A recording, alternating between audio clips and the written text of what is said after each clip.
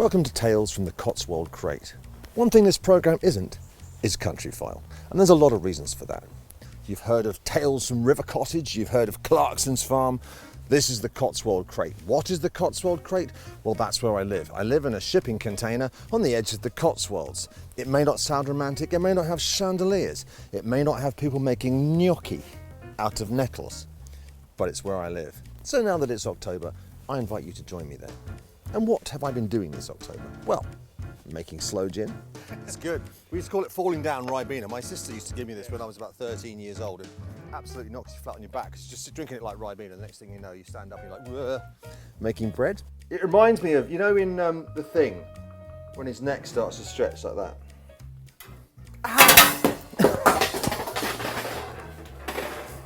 Badly. Making rosehip syrup. I've been walking around looking at root-shaped mushrooms. You can use it to sort of hit enemies with, possibly a cricket box for like caveman, like level cricket. It makes a couple of these fantastic false breasts. And on a day that was so grey and miserable and overcast that I wanted to slit my own wrists, I walked around talking about plants. Rather disappointingly, 95% of this crap just tastes like a poor substitute for spinach. And also, I was attacked by horses. What are you doing? Trouble with, ow, that's my arse. The horse bit the cameraman. But more about that later. Welcome to Tales from the Cotswold Crate.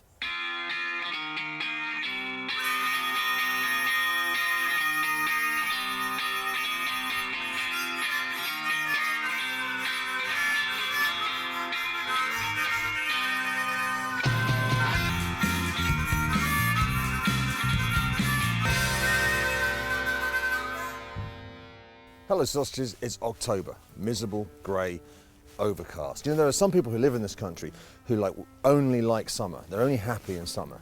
Well, if you live in England, that means you're happy for like 1 week a year. But I say, you know, if you live in the countryside, you have to love every season. You know, you have to, as mud splats up your trousers, you roar with laughter and joy.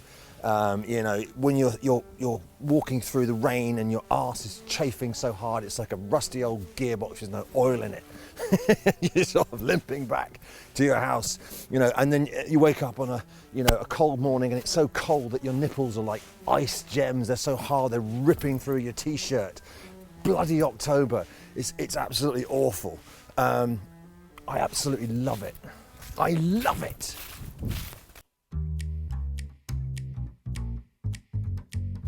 Now, there's no denying that homemade bread is a wonderful thing, but there's also no denying that making it can be a general pain in the arse. Every time I find a recipe, they're like, oh, this bread's amazing, and then it says you have to knead it for 10 minutes. Now, I'm not going to fight with a lump of dough for 10 minutes, getting RSI for the sake of bread. I'm looking for a way that I can do it without any of that hassle. So imagine my delight when I found a recipe on TikTok, yes, TikTok, by Plants by Michelle, which is here. And basically you don't need to do any kneading. It is so simple. You just put the yeast in with the water, wait 15 minutes, then you put the flour in with some salt and some sugar, just mix it all up, and then you just leave it for 90 minutes. You get this amazing dough, which you then just make into baguettes. Now, the only problem is the first time I did it, I think I may have put too much salt in, so the dough didn't rise. I probably killed the yeast. However, instead of just doing something sensible like looking up how to do this, I just thought, sod it, I'll put another bag of yeast in there. What's the worst that can happen? Well, now this, it wasn't really working, so instead of just like looking at the recipe, I just threw a whole another bag of yeast in there. Now I have a feeling this is going to explode all over there like the Pillsbury Doughboy ejaculating onto the plate. So let's get the hell out of here before that bloody explodes and covers this whole flat in just bread. Now, the shame I felt at the rapidly expanding, worryingly sentient and rather disgusting looking bread mixture, which resembled something which was weeping out of a dead sheep's brain, drove me to turn to the countryside for solace. So I thought I'd go and look for some sloes to make sloe gin. Now, it's been a bit of a crap year for sloes, but I did see a bush that was pretty well laden, and I thought, well, that's a good find. I'm going to go back there. It's about 2 miles away. Come on then, let's do it. Go. Let's go. hello. Morning. Arriving at the field, I was immediately accosted by horses which sort of gathered around me like Victorian pickpockets trying to steal my handkerchief or my pocket watch. This sort of like groupies at a K-pop concert, they just wouldn't leave me alone. Hungrily tearing at my arsehole and back pockets like I was some sort of like horse drug dealer, like I had sugar cubes that were laced with crack about my person, and they wouldn't leave me alone. Right, so this is a sloe or blackthorn bush. Why is it called sloe? No idea. They are native to this country. A lot of things like damsons and stuff came from the Romans, but these are the real thing. Now, would you eat one of these straight off the bush? No. It's incredibly dry, sort of like, literally pulls all the saliva out of your head. But the fantastic thing is because sloes make sloe gin, which is one of the greatest things that nature can give us. Now, the blackthorn tree was supposed to be a place of like very associated with fairies. Fairies live in the blackthorn tree, and apparently the fairy queen who lived in here would ride a blackthorn steed, which must have been a bit sore on her bits and pieces, I would have thought. A few spikes coming through the saddle there. Also associated with Cailleach. I think it's Cailleach. I think Celtic words have a lot of phlegm involved in them and a lot of spitting. Cailleach, who was the divine hag, which is a bit of an oxymoron. How can you be divine and a hag? Depends, I suppose maybe a hag could be rather pleasant. Anyway, more about sloes.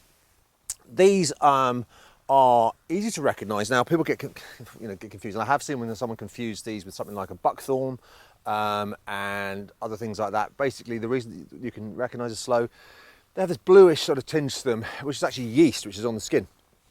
And I suppose you probably could use that for fermentation, but we're not going to be doing any fermenting. We're just going to be putting it into some gin with some sugar. And there's a bit of a myth about sloes that apparently you have to wait for the first frost before you pick them. I don't know if you've had a frost, but I have to say these are feeling pretty soft, so I think they're going to be really good. And what you can do is put them in the what you can do is freeze them, and then the next day or a couple of days they'll go nice and soft, and that basically has the same effect, which will make them more delicious. Now these are actually quite soft, and there's actually a few on there that have actually already gone over, which is quite unusual for this time of year. The weather's all over the place at the moment, so I'm going to get as many of these as I can. I'm going to put them into my little basket, and then we'll go home and we'll make some sloe gin. Don't bite me, that's not very nice. I don't want to be bitten, thank you very much. Now they're coming for the cameraman. Go on. This is making me rather nervous. Don't worry. Cameraman is being harassed by a horse as well. Yep. Trouble with, ow, that's my arse. You don't eat the microphone. Then there was a point where the horses got a little bit bitey and a little bit kicky. I don't really mind that, but Fraser, bless him, who's been living in the sanitised idyll of St Albans, you know, that sort of safe bubble where horses do not accost you, got a little bit uncomfortable, so we moved on. Ow, ow. The horse bit the cameraman. Sorry, Fraser. You know, these are the hazards of the trade, you know. And yet the bloody things followed me right the way to the gate, as if I was still screaming at me to give them whatever it was that I had that they wanted. I don't know what it was. Maybe I just exude horse sex pheromones and they all just wanted a bit of the action. All these horses wanted me to just, you know, have my wicked way with them. But they wouldn't leave me alone. I didn't have any apples, I didn't have any sugar cubes. You tell me what was going on. Right, so I've got some sloes here after being attacked by horses all afternoon. And what I need is something falling over in there. I'm going to put these in a bag and I'm going to put them in the freezer, because I talked to you about how people say, you know, you should wait for it after the frost. But actually, you put them in the freezer overnight, or even for a few days, depending on how much time you want. You can actually get the same effect. They go a bit softer, they go a bit sweeter, a bit more, I suppose, pruny, you could probably say. Now, I'm not sure how the fuck I'm going to get these out of this and into here. Let's try that. Okay, how are we going with that? That's working. It's working. I didn't get that many because the horses were becoming a problem. Cameraman was being properly hassled by them. And so we felt that for the safety of ourselves, and also I didn't really want to attract the farmer's attention, because even though technically you're not doing anything wrong, it's always a bit awkward, isn't it? What are you doing? Oh, I'm really picking sloes. Go back to the city. which of course not from the city, but there it is. Okay, so there we have a bag of sloes. I reckon that's probably enough for possibly 2 bottles. So I'm just going to bag that up, get the air out of it, and just shove it in the freezer. My free freezer that I got from Facebook Marketplace, which is cool. Right, so tomorrow, it's free, but bits fall off it. Never mind, all part of the fun. Tomorrow I'll take those out, I'll make some sloe gin. I know if you've ever bitten into a sloe, you'll know that it's got one of the most astringent flavours possible. It is so bitter and so acerbic. It could make Mr. Tumbles frown. It could make Mr. Tumbles, screw up like a sort of dried prune with clown makeup and dungarees, like sort of screaming death and horror in the baking hot day of a Saharan afternoon. it just literally draws the water out of your body and your head like mainlining peanut butter. And you think, how could this possibly make something delicious? But you put sloes with sugar and cheap gin, you leave them for 3 months in a bottle, give them a shake every now and again, and you create something which is so Christmas. It's more Christmas than going up to Rudolph with a hypodermic needle, sucking all the red stuff out of his nose and shoving it into your veins. It's more Christmas than that. Sloe gin is a wonderful thing. If you've never had it, I implore you to make it, or to buy it, or to steal it and to try it. It is just nectar. I love it. Sloe gin, one of the greatest things that nature can give us. It looks like this. This is some of last year's sloe gin. And when you pour it out, it goes into a glass and it looks like that. And the next thing you do is shove it in your mouth. And it's, here, have some, the camera people have some. Come on, Fraser, have some. What do you think? It's good. We used to call it falling down Ribena. My sister used to give me this when I was about 13 years old, and absolutely knocks you flat on your back. Because just drinking it like Ribena, the next thing you know, you stand up and you're like, "Whoa." Anyway, it's wonderful stuff, it's delicious, you don't have to drink too much. Always drink responsibly. Do you know why I drink responsibly? Because, there you go, okay, fine. They say always drink responsibly. I find that the more I drink, the more I'm responsible for. So that seems to be the case. Now, what we need is a bottle, which I didn't drop, and some sloes. Now, these sloes are the ones we picked earlier this week, which you saw when we were being attacked by the horses. Now, what have I done? Now, there's this myth about sloes where you are supposed to wait till a frost happens. Well, if I wait till a frost, the birds will have eaten these. So this has been in the freezer, and you see it's gone lovely and gooey and soft and unctuous. So that's going to be great. Now, the painful thing to do is to transfer these into the bottle, which has to be kind of done through that hole one by one. So I won't put you through that, which will return in a minute when I have one that I've already prepared.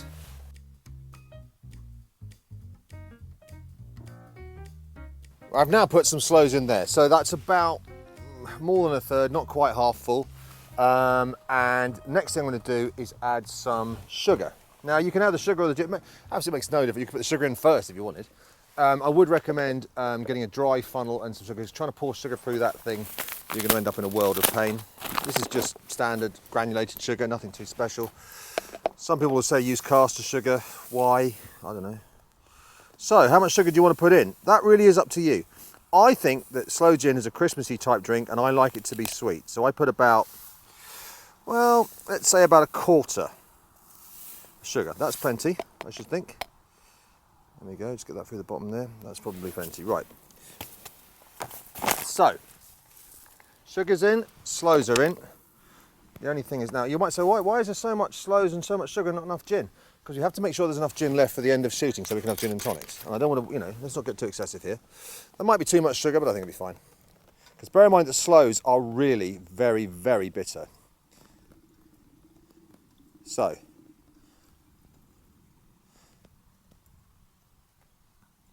there we go. It's just cheap gin. There's no point in using expensive gin for stuff like this because the flavour will just take over. You just need to give it a good old shake. Get the sugar dissolved. And basically, you can do as many of these as you've got sloes. I've got enough there to do another bottle. Now that's obviously just white at the moment, not particularly exciting. Keep shaking that every day for about a week. Keep it in a reasonably warm place. I just put it on the shelf in my flat. It'll go a lovely, this colour. And it'll turn into something wonderful, wonderful, wonderful for Christmas time. Now, you want to keep it in there for about 3 months if you can. Because that's for good enough flavour, and then after that, the longer it stays in there, the better it gets. But sloe gin is wonderful stuff. I'm a huge fan of it, and if you haven't made it, then you really, really should. Robert is your father's brother. having made and bottled the sloe gin, I then returned to face Doughzilla, which essentially was what my bread dough had become. It had escaped the jug and was basically trying to turn my house into its own bread dough empire. It was bubbling and sort of breathing. It looked like something that was about to leap out of an alien egg and burn through John Hurt's space helmet like a face hugger and eat his soul. And I thought, well, there's only one solution to this. I'm going to have to bake it to death in the oven, which sounds a bit hardcore, but few things create so much joy in their death as yeast. It looks like a sort of a sculpture or something. It's like a sort of bread equivalent of Vesuvius exploding, sort of Pompeii in dough. Okay, so we'll do something with this bread. This is going to be pretty sticky and messy, but that's one of the fun things about cooking, isn't it? Okay. So I don't want to lose all that air in there. I want to keep as much of it as possible so we can make some baguettes or whatever we're going to make. So just going to put down some flour. Now in the crate is not particularly well served with equipment, so we don't actually have a baking tray. So I'm going to sort of invent one using tin foil. Now I put the oven to 240 degrees Celsius, I think, or yeah, probably Celsius, which is what they say, for about 25 minutes. So I'll put when I made my I'll make a little kind of baking tray out of the tin foil, which could go horribly wrong, obviously, but listen, I mean, it's all right. Ow, ow, ow, bugger. You know, you can never find a dishcloth when you need one, a tea towel. Yeah. You got one? All right, camera crew's got one. That's nice, thank you. Normally, I suppose it's underpants, but you know. Okay, let's get that out there. That's got lots of stuff that's going to burn. And I get one of these. Ow, right, there we go. And I'll put that on there. So basically, when I've done the bread, I can just shove it straight on there. That's the theory. We'll see. Right, stop beeping at me. Bloody oven. Just, you touch the damn thing, it beeps at you. It's like it's being molested. Right, well, you go over there. Stay there. Don't do anything drastic. Right. Stop it! Why are you beeping? Right. Okay. I'm not even swearing because this is a YouTube thing. Look at that. I mean, that is.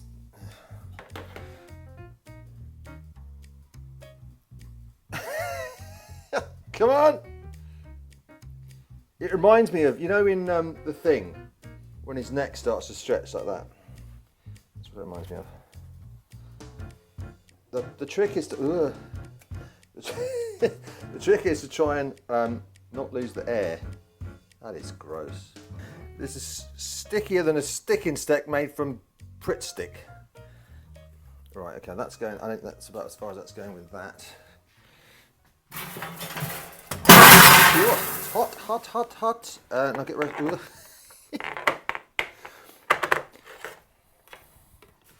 You know what they say wet dough smells like, or you know what they say smells like wet dough. I'm not going to explain it too clearly, but that is what the smell is like in here. Because there are mushrooms called spermatic mushrooms, which smell a bit like jizz, and essentially, jizz smells like this. So people that like making bread a lot, maybe just particularly like that smell. I don't know. I think I'm going to use a knife. Don't know where my big knife is. Oh yeah. I'm using my big knife. I don't have a knife sponsor, by the way, so you know if anybody wants to get involved in that. Literally, just pull it apart. So sticky, and then kind of twist it a bit. Oops, like that. A bit of flour on it, and then somehow. This isn't a special bread making show, by the way. This is, put it straight on there like that. Same again. Cut a piece off. Get a bit of flour on it. Twist it around a bit. But try not to get rid of the sides. Straight back onto there. And one more. There we go. Twist it a little bit. There we go. And straight on. So, theoretically, we may have 3 nice baguettes there. Or we may have a disaster. Who knows?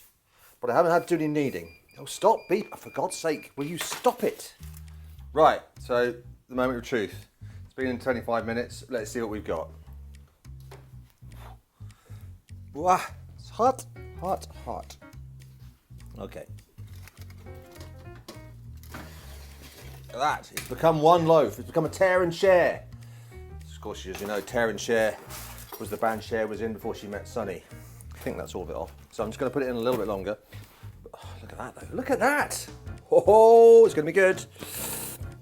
I'm just going to give it a little bit longer for the bases to do. Oh shit, the thing's on in there. Ah! It's hot. Ow.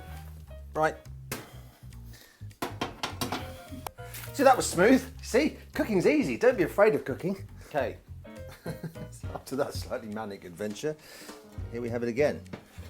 And we're going to get our bread. I wouldn't say it looks like a standard baguette, but it has definitely risen up. So that's something. These aren't baguettes anyway. These are crate bread, which is like, you know, people who live in crates eat crate bread. Right. Now, is it going to be too hot to? Ow, ow, ow. That. Oh, look at that. There's the money shot. That.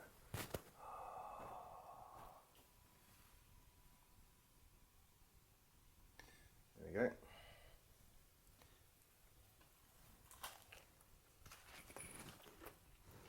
Oh. Oh.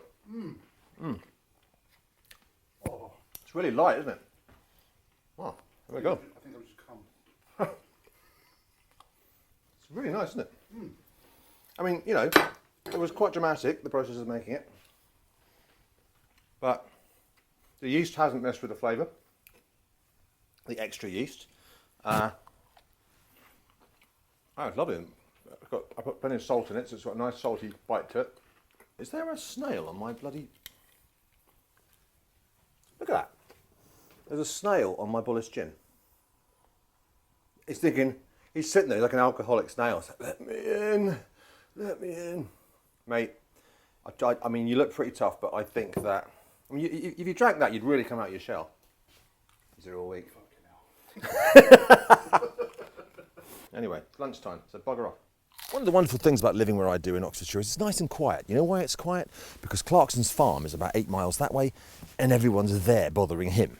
So for me, it's nice, quiet and calm and I can do what I like. Having had a hearty lunch of warm bread and other delights, I thought, well, let's go out and burn a bit of that off looking for mushrooms. Now, Oxfordshire might be the worst mushroom county in England. I do prove me wrong, and there may be others, but where I live, there's almost no mushrooms. There are more mushrooms in the broom cupboard on the ISS than there are round where I live. I think it's the soil, something like that. However, I do know a spot about 20 miles away, which is actually really, really good for mushrooms. So we jumped in the van and headed down there.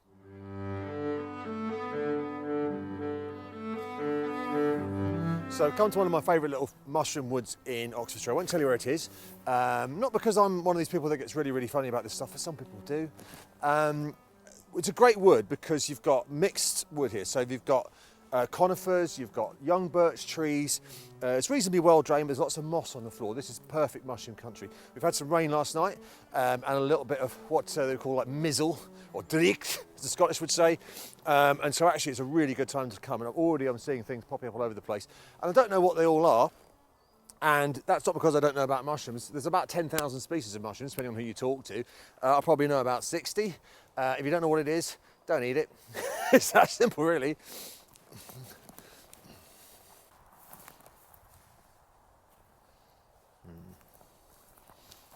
Right, so we found some chanterelles. No, we haven't. We found these. These are false chanterelles. How do I know they're false chanterelles? They've got a slightly more orangey colour. The gills come in and they sort of stop on the stem as opposed to going all the way down, which chanterelles do. The other thing you can tell is that inside the stem there is totally hollow. So there's a lot of signs of a false chanterelle. Now, false chanterelle, can you eat it? Now, I know people that do eat these. But I've basically been told, and I go by the theory that they contain something called arbitol, which actually can really mess up your digestive system. So I say don't bloody eat these things. They're called false chanterelles for a reason. It's a shame because when you see them at distance, you think, yes, fucking chanterelles, and then they're not. But still very beautiful things. But smell-wise, nothing that really gives it away. It got more of a mushroom smell as opposed to some sort of horrible potato smell or something. But unfortunately, not really one for the pot. But anyway, we'll keep looking. Okay. Come on, camera, have a look at this. Fraser. Now, I'll lift it up for you.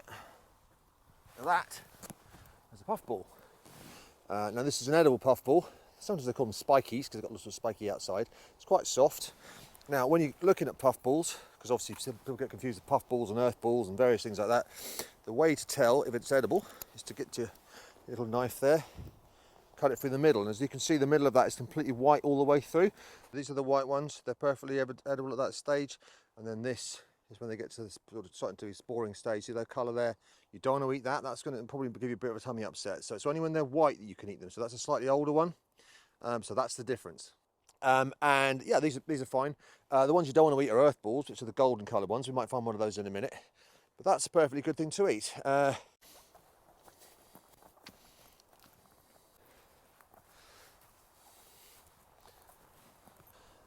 I've just spotted something. You're going to like this. Come on, Fraser, come on down here. Right, so this is the Amanita muscaria, the fly agaric. The famous, I mean, let's face it, it doesn't get more famous than that mushroom. This is an absolutely beautiful example. It is one of the Amanitas, which means, can you eat it? Well, some people say you can eat it, but apparently to eat it, you have to like boil it 5 times and dry it and do this and do that or whatever. My view is you don't. If you were to eat this without knowing what you were doing, it can make you very sick. And so it's not really something to eat, but it's got lots of medicinal properties to it. Some of the people I know make these into tinctures and things, which you can put on back pain. Very, very good for that. There's been some experimentation with muscimol, which is the psychedelic substance. Well, it's not psychedelic, it's psychoactive. Some people say that it's more kind of induces kind of a sleep state. There's all kinds of people talking about different things it can do. What's kind of funny about this is some of the folklore. And I've got in trouble for this before, but I will recount it nonetheless, because this obviously used to grow in lots of parts of Northern Europe. And I'm not just talking about particular places like Lapland, lots of parts of Northern Europe, and I believe in Eskimo areas as well in North America. The reindeer, whichever type of deer they happen to have in the area, like eating this mushroom. They love it. They still do these days.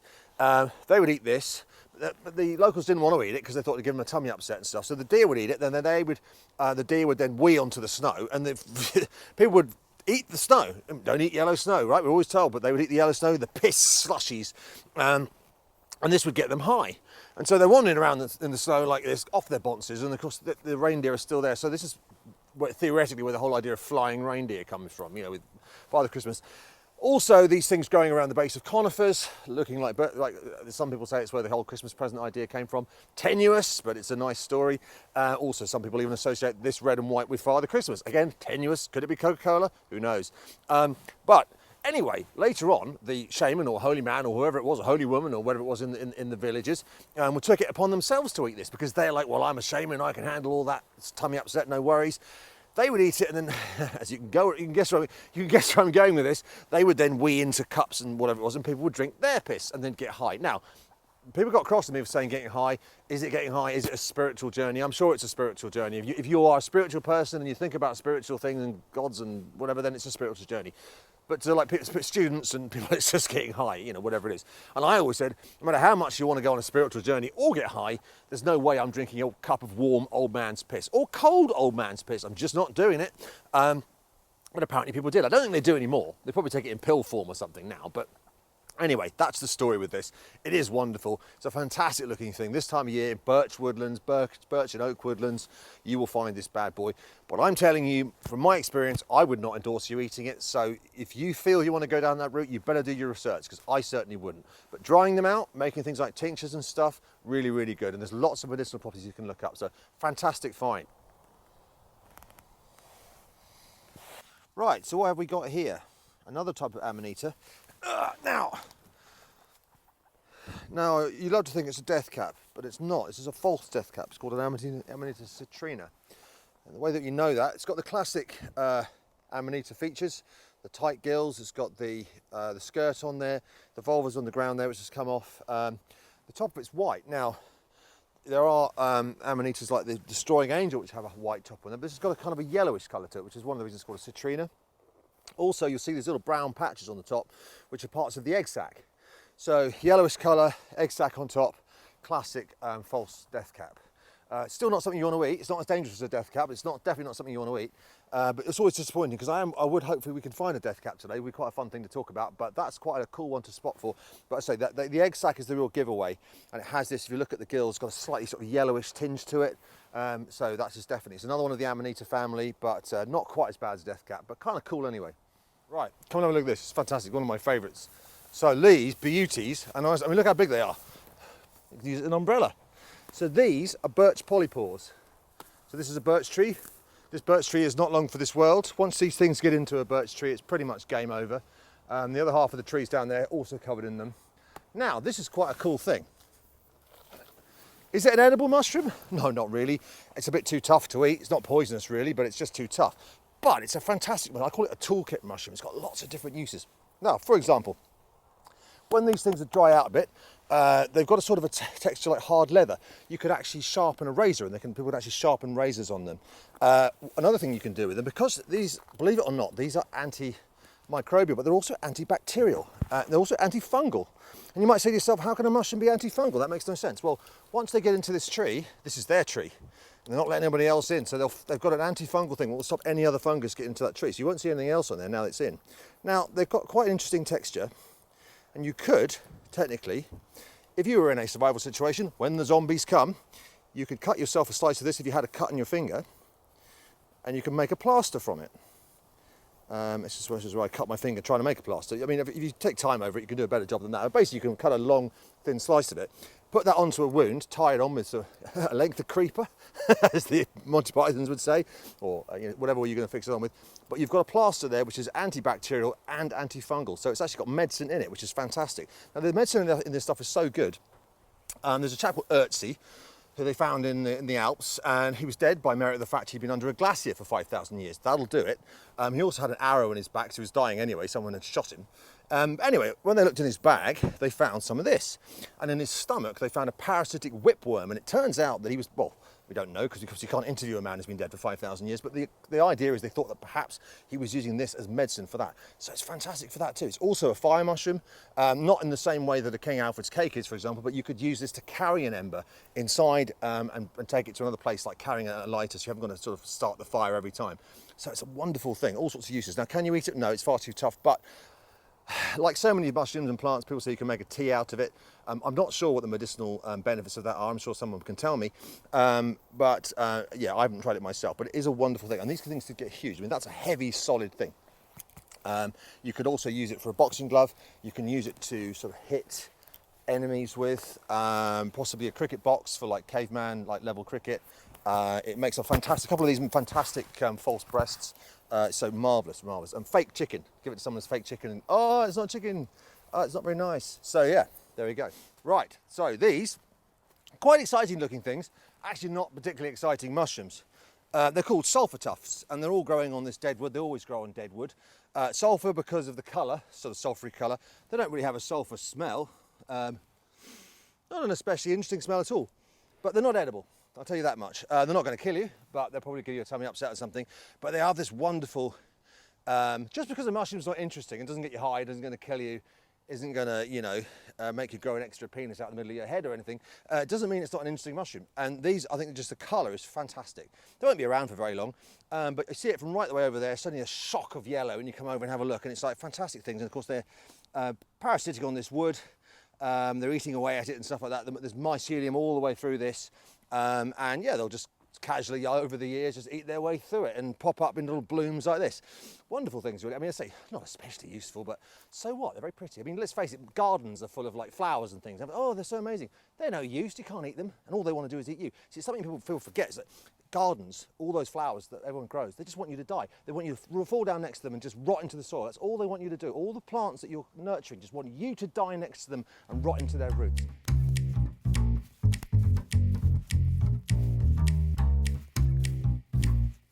Jam, chutney, syrup, the worst Christmas presents you could ever give anyone. The worst thing you could give someone for Christmas is chutney or jam, because there aren't enough occasions in your lifetime to eat an entire jar of chutney. I mean, when you're given a jar of chutney, there are 2 times you will use that jar. One will be the day that you got it. It's 2 o'clock in the morning, Christmas Day, everyone's pissed as a fart, you're eating some cold ham. I know, I'll have some chutney with that, just the thing. Then there's one day in the summer which is actually warm enough to sit in your garden when you won't freeze to death. Someone pulls out some cheese. Oh, I know what goes with that. I've got some chutney. And that's it. Next time you open that jar, it'll be full of mould. It's the same with jam. No, I like jam, but I buy some jam and I'll have some of that jam I bought. Next time I open the jar, once again, it's full of mould because it's a year and a half later because I haven't needed the jam in that time. And I'm not saying I don't like chutney or jam or syrup or vinegar or things, but my advice to you is if you're going to make these things, just make a small amount and know how much you need, when you're going to use it. There may have been a time in the past when people ate chutney every day, but those days are long gone. There are just no chutney occasions. Chutney is not a sociable thing. You're not walking with a friend and they go, I've got a brilliant idea, let's go back to my house and eat some chutney. Yes, I'd love to do that, that's amazing. Said no one ever. Chutney and jam, it's like rice pudding. I like rice pudding. Actually, I really like rice pudding. The last time I ate rice pudding was 2005. I rest my case. So you think I'm going to make some chutney, don't you? Now I've said that, you think I'm going to make some chutney. I'm not. I might make some chutney in another episode. I'm actually going to make some jelly. Well, no, I'm going to make some syrup. I tried to make rosehip jelly. I've tried many times. I always get it wrong. So I just made some rosehip syrup. But how much rosehip syrup did I make? Just enough for me and Fraser the cameraman to have some rosehip syrup on our pancakes at breakfast the following day, and then just a little bit more so I could throw a vodka in it later on and say, look, I'm drinking vodka with rosehip jelly, aren't I the funny forager man? Because that's how sad my life is.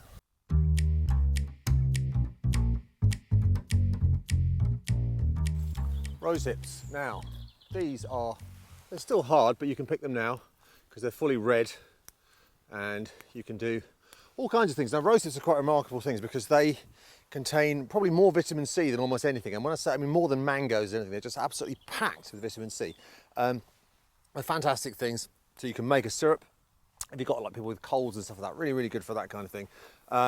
Also very good for, well, I'll show you actually, because when I grew up in the countryside, had a misspent youth like a lot of people in the countryside do, and if you cut one of these in half, without cutting your hand at the same time, which is quite tricky when you've got a very, very sharp knife, but we'll get there in the end. So you look in the centre, you can't really see too clearly on there, but basically that contains some really, really tiny sort of fibrous seeds, which makes fantastic itching powder. You put that down the back of someone's shirt, they will not thank you for it.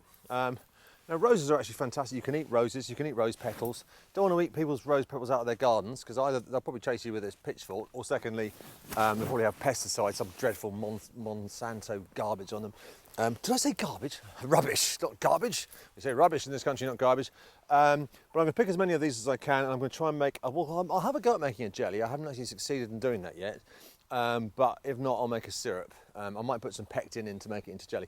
But fantastic thing. So did you know that if you get chased by a vampire, if you find a rose that's got rose petals on it and you take the petals and you throw them, the vampire will stop and count the petals and you can escape, because vampires are very OCD and they have to count everything.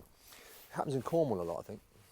You can take a rose thorn like that, because every rose has its thorn, every day has its thorn, and every cowboy sings a sad, sad song. And you get the rose stick and you lick it, you stick it on your nose, you become a rhinoceros.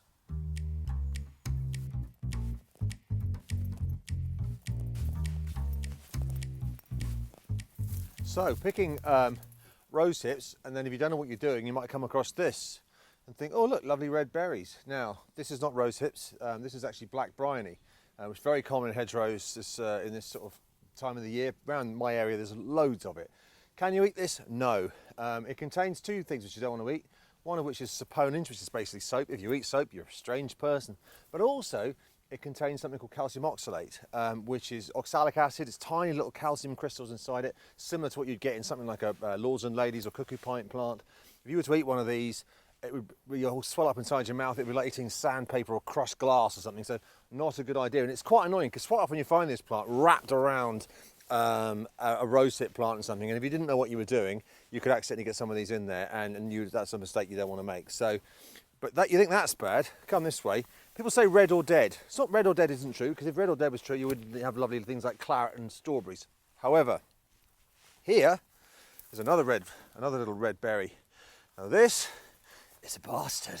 Yes, this is woody nightshade. Now woody nightshade is a sort of relative of deadly nightshade, and they have these names for a reason. Now this contains a substance called solanine. Now solanine is similar to atropine, and atropine will basically make your heart go so fast that you will drop dead.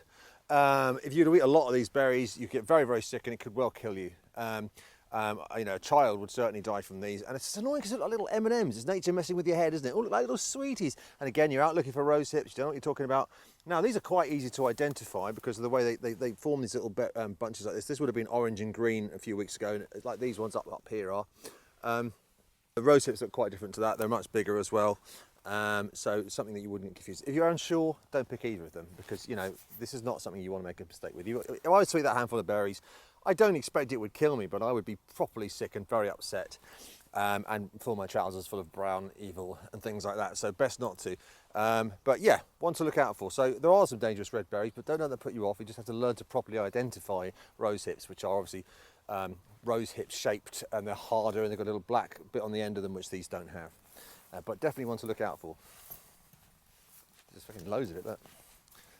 So when you find a rose hip which is actually soft, which you sometimes do, that means all the fibres and stuff have basically gone sort of dissolved into it, and it's got this little paste inside. I think it tastes like almost like mango. Yeah, camera team, try some of that stuff in the middle. Just taste it. It's nice, isn't it? It's a weird. It's like a tangy. I mean, last year I managed to actually spread some of it on toast. Now don't go eating the hard ones, but if you find one that's soft, you squeeze it open like that. Just taste it. Amazing. Rose hips. So we picked rose hips yesterday. Now, just to clearly identify a rose hip, there they are. See, they are that sort of oval shape there, little black bits on the end, and they have the little seeds inside them. These come from the dog rose, which is the wild rose.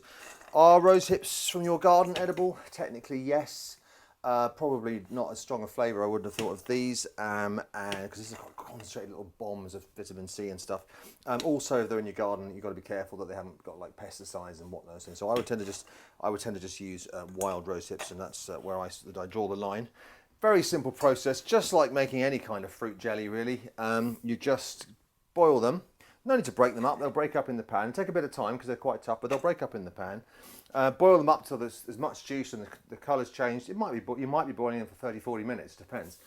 And when you're convinced that they're all squashed up and you've got all that colour through, you'll then need to sieve them. And you want to sieve them through something with a very tight weave. I tend to sieve mine through, what have I got? I've got a nice tea towel here. Looks a bit scruffy, but it's perfectly clean. And basically use that. It's a very tight weave. It means any of the fibres, because there are some small fibres in here, won't get through. So basically all you're going to get is the pure juice. When you've got the pure juice, then we'll move to the next stage, which is basically boiling up with some sugar. So first of all, I'm going to get my rose hips, and that's what they look like.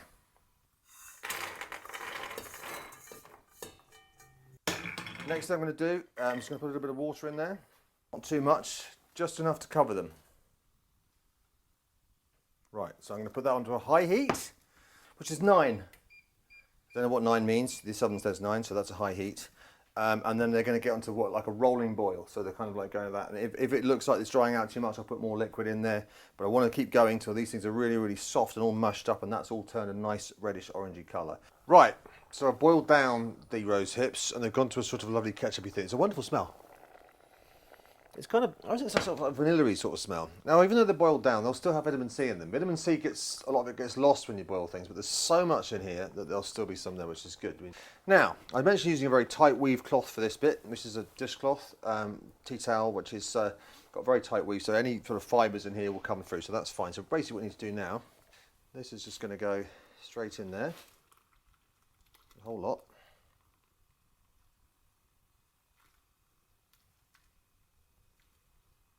And then you just want to leave that. Now you can force it through, but it tends to make it a bit cloudy if you do that. And it's going to see, and if you look underneath, you'll already see it's starting to come through, see? Whoops. So I'm going to leave that for, well, until I feel that it's done, but maybe 20 minutes, half an hour, something like that. Now, I knew it was going to take about an hour or two for the rose hips to properly drain into the jug, and I thought, well, we've got a bit of time to kill. It's an absolutely miserable, windy, horrible October day, let's go for a lovely, delightful walk. You know, the ones that your parents forced you to do when you were a kid, and look at the hedgerows and see what's growing there. Actually, of course, for me, I absolutely love it. I adore this time of year. I adore every time of year. It was very nice to see fruit on the bushes, on the trees. It was very nice to see the golden brown leaves of autumn, which I absolutely love. And it was nice to see some green things which are still coming up this time of year, which is lovely to see. I mean, the weather's all over the place. Is that normal? Who knows? I mean, is it global warming? Is it chemtrails? Is it aliens? Is it polar bears? I don't know. Something strange is happening, but things are still growing. As Sam Neill famously said in Jurassic Park, nature will find a way. Or was it Jeff Goldblum? It was also quite bittersweet because I've been doing these walks since late spring, and I've seen things grow up and I've seen things go, and a lot of the things I've been talking about, I see them in their sort of withered brown state, sort of left over, sort of packing up shop for winter. But that's fine because I'm in my 50s, and so time moves ridiculously fast, and so spring will be here before I know it. And then we'll start all over again, which will be wonderful.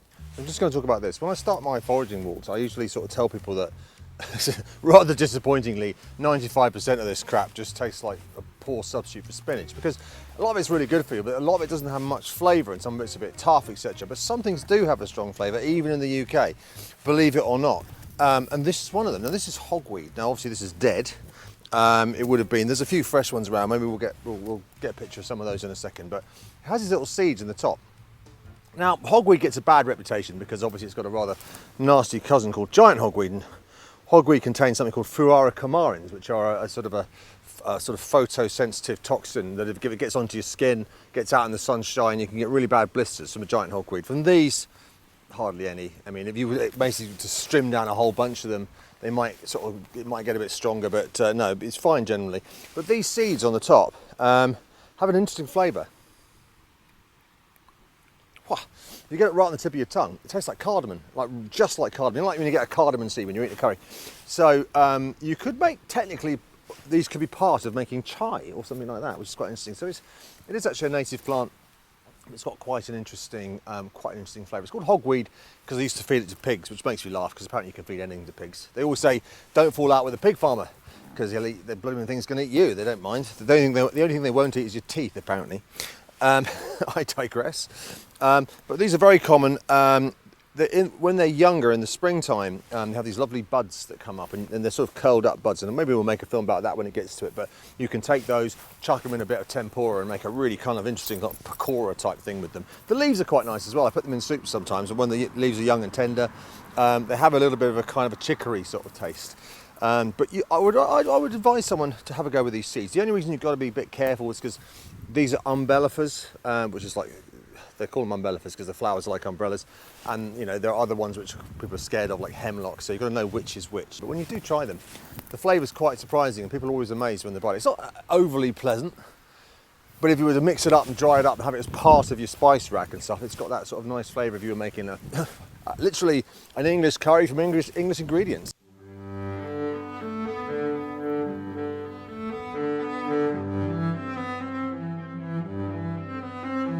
So these are the last of the crab apples, some of them still on the bush. The floor down here is absolutely littered with them. But they're definitely still worth going out and looking for. It's been a pretty good year for crab apples, actually, you know. Would I bite into that? No. The day I swapped my brain for a cauliflower, I might, but they're incredibly bitter. But they're wonderful things, crab apples. You know, they've got a lot of pectin in them. You can make them into jelly, you can make them into jam. And they've got one of the really, for my money, one of the nicest apple flavours you can make. And I've made anything from cocktails to jams to syrups and things with them. And I even made a toffee apple bread and butter pudding using crab apples. And it's a great flavour. It's a lovely free resource. They're all over the place. I might just grab a few while I'm here. Some of those on the floor will still be all right as well. You don't just because they've fallen on the floor, it's still usually okay. Some of them might have grubs and stuff in them, but you don't want to get those ones. But they don't have to be red. These ones are coming away really easy, so they're literally a breath of wind and they'll just fall off. So absolutely great. And I don't know what I'll do with them. You can just do something like you can cut them into slices and you can put a bit of sugar and cinnamon on them and bake them, make them into crisps. There's all kinds of stuff you can do with them, really. But I'm very fond of crab apples. I think they're great things. But yeah, just don't eat one raw because you'll regret it. Anyway, yeah. This is a burdock. Now, it's obviously a dead burdock, an ex-burdock. and we'll call it Rupert. Rupert Burdock. Nothing.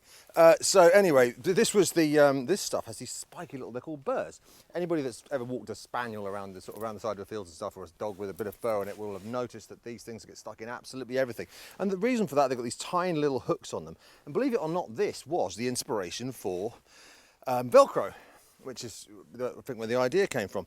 So these are the seeds of the plant. When this plant is green and alive, it's got these really big leaves, fantastic big leaves. Sometimes they're so big you can literally use them to keep the rain off your head. They're wonderful things. But does it have any uses? Well, you can't really eat the leaves, you can't really eat the burrs, but underneath here is a root. It's quite a way down, probably about 1 metre. I've tried digging one out myself and I've failed. But if you can get to it, it's quite a big thing, like a good root vegetable. So it's got lots and lots of carbohydrate in it, which is a great thing to get. You know, it's a hard thing to find in nature. Roots are very good for carbohydrate. So I often find these alongside fields. I don't know if they're naturally occurring or whether or not some of the poorer people who didn't get the crops from the fields because the lords of the manor got them, maybe they somehow propagated them to be there so they had something in the winter, because the best time to pick these is this time of year, into October, November, December. And yeah, a great source of carbohydrate, which they wouldn't have had. So fantastic plant. Other than that, not much else to say about it, but I think that, you know, if you had to survive in the wild, and let's face it, it wouldn't be too pleasant, but if you did have to, you have to get your carbohydrates, you have to get your protein, and you have to get, you know, obviously your vitamins and stuff. There's plenty of vitamins and stuff around with all these leaves. Protein, steal someone's cow. But when it comes to carbohydrates, roots are the thing.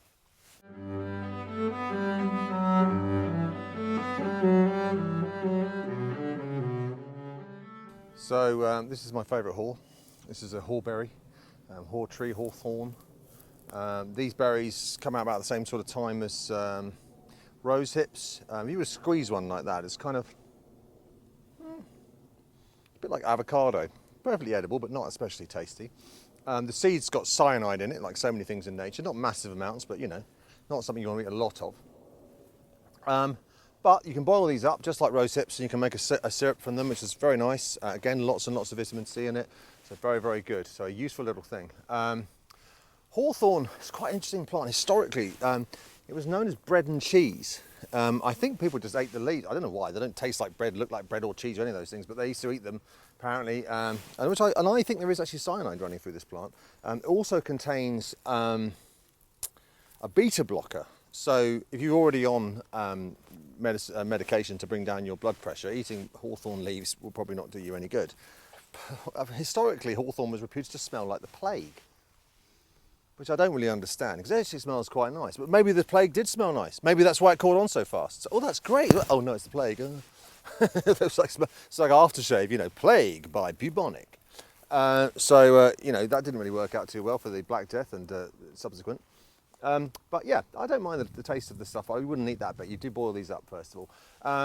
In the springtime, obviously it has lovely mayflowers, the mayflower, which is lovely. It comes out obviously around April, May time. There's it was a very sacred tree to sort of ancient people like Druids, etc., and the Celts and stuff, because it was supposed to be a place where fairies kind of hang out and stuff. This, of course, was then taken on by the Christian faith. Often that's the case. They sort of, oh, you like that tree? Well, we'll come up with, make something up. So the idea was that apparently Joseph of Arimathea, having had his adventures with Jesus, went to, of all places, Glastonbury. Not sure who was playing at, you know, in 2034 or whatever it was, or not 2034, 34 AD. Who was playing who was on the pyramid stage that year? Anyway, he went to Glastonbury, and apparently he thrust his staff, I assume they mean his walking stick, you know, not his penis, into Glastonbury Tor, and from it grew a magic hawthorn tree, which apparently is still there, or its descendant is still there. And I know people who take cuttings from it and believe all that mumbo jumbo, which I don't. But it's a great story, and you know, don't ever let the truth get in the way of a great story. So, you probably recognise these, nettles, good old stinging nettles. Now what's good about this is actually a new growth coming through, so you get more than one growth a year of nettles. The last growth that was coming, you know, got to seed about a month or two ago. You don't really want to pick them at that point in terms of eating or making beer or anything like that, because they've kind of gone over. The seeds are still quite cool. You can do all sorts of things with the seeds. But at this stage, these are like young, fresh leaves, and I'm thinking about making some nettle beer with these. Now, nettles, I mean, I'm not that sold on the flavour. It's quite an interesting flavour. They're very, very healthy things. There's lots of vitamins in them. They've got all sorts of medicinal uses. Apparently they're very good diuretics, so they're very good for things like urinary tract problems and kidney problems, that kind of thing. I've also heard they've been used for arthritis. I don't know whether that's taking it internally or whether you can actually get, if you've got like back pain and stuff, you can sting it with stinging nettles and it brings blood to the surface and actually helps stimulate blood and helps the back pain and inflammation. Nettles are actually not from the UK, believe it or not. They were introduced by the Romans. And what we know about the Romans is apparently to try and keep warm, they obviously didn't like it here, they used to actually sting themselves. And I was thinking that's kind of a little bit S&M, isn't it? You know, get up in the morning and really sting myself, you know, it's a little bit kind of, you know, it's like sort of whacking yourself in the arse with a stick because it's quite nice. But actually, I think if I was standing in like wet Northumberland in like sandals and a skirt, you know, in the middle of the British winter, I probably wouldn't mind stinging myself. It's got something to do, isn't it? There are amazing things. The stems of nettles are actually quite strong and they were used to make fibres, all the sorts of things that we'd use hemp for really. So they used to make things like fishing nets and sailcloth and in fact even in World War I believe, I'm not sure which side it was, who ran out of resources to make uniforms. They were actually making uniforms out of the stems of nettles, and that's hence where the original film Full Nettle Jacket was about. He's here all week. Try the nettles. Jazz hands.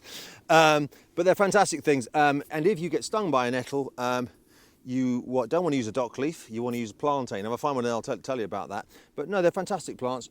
Really, really lots of uses. I know somebody makes cordial out of them. If your name's Hugh Fernley Whittingstall, you can make gnocchi from them. All sorts of things. And they even have nettle eating competitions, for goodness sake. But I might pop back here tomorrow if the weather's okay, get some of these, maybe make some nettle beer, because I've never done that before. Anything with the word beer on the end of it, I'm interested in making.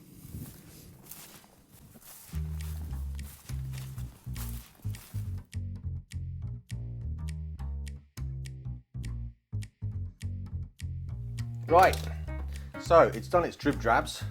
It's kind of all the sort of shells and husks and stuff in there, pretty much done. So I'm just going to take this off. Ooh, the elastic band has just taken a trip somewhere. That's what we've got there.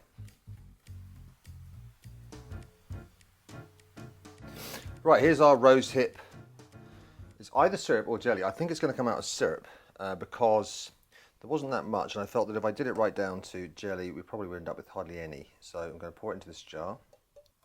Sterilised jar, before you ask. It turned out actually was the jar that a friend of mine had given me a load of lovely wild garlic pesto in this year, and I hadn't cleaned it properly, so we very nearly had garlic flavoured rosehip stuff, but we didn't. So that's what we got. I mean, we had about, I don't think, we maybe had a kilo of rose hips, maybe a bit less.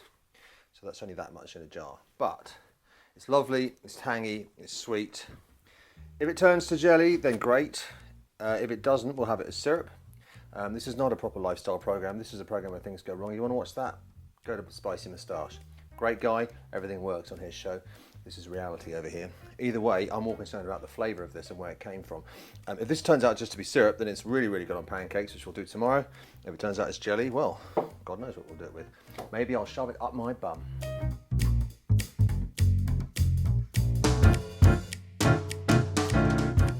There we are, that was October. I'll be back again for November for more shenanigans from the Cotswold Crate. Thank you for joining me. If you've got to this part of the video, then you are remarkably patient, the sort of person that can sit through crown green bowls, and I salute you for it. And I would hope that you would join me for the next episode, which will be coming up towards the end of next month. In the meantime, have a wonderful time. Just literally, just whatever you're doing, just stop and make it wonderful. What am I going to do? I think I'm going to have some rice pudding.